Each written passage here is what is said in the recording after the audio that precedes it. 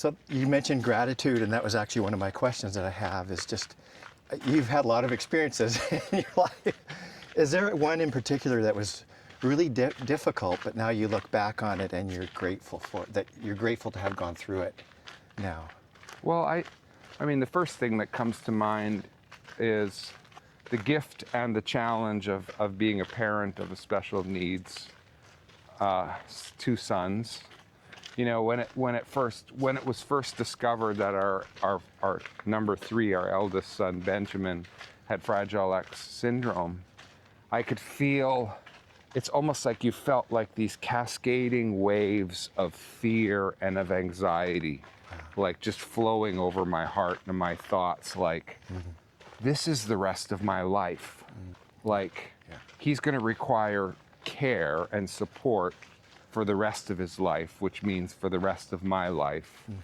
I'm the parent of somebody who's completely dependent, who won't be able to get a job, won't be able to leave the nest in the same way.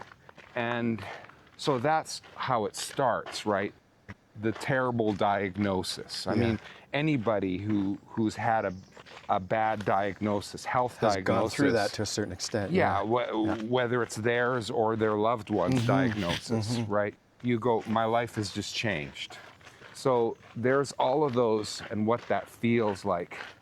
But the thing is, it's kind of even like some of these trees that we're walking through.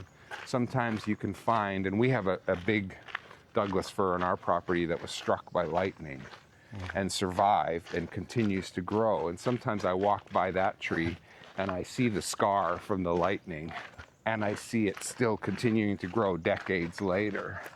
So we get these things that challenge us, that maybe almost take us down. But when we live through them, eventually we recognize that that challenge has strengthened us, that challenge has focused us to what really matters. Oh, well, actually, becoming a more caring, compassionate person really matters more than my accomplishments.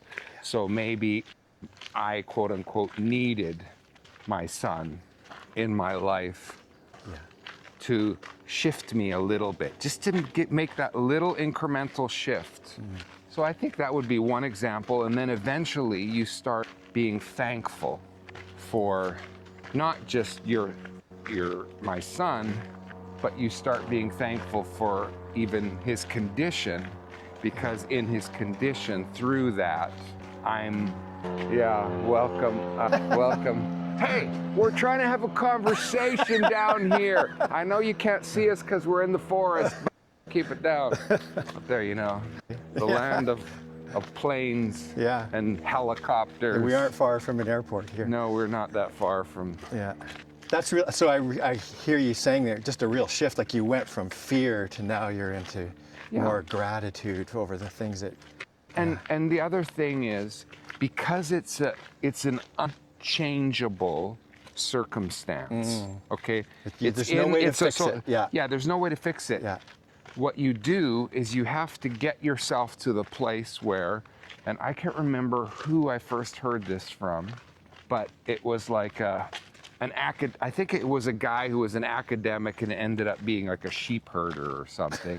And at one point in the midst of realizing the great change in his life, he said this, and this may be a slight paraphrase: "This is my life, I want no other. This is my life, I want no other.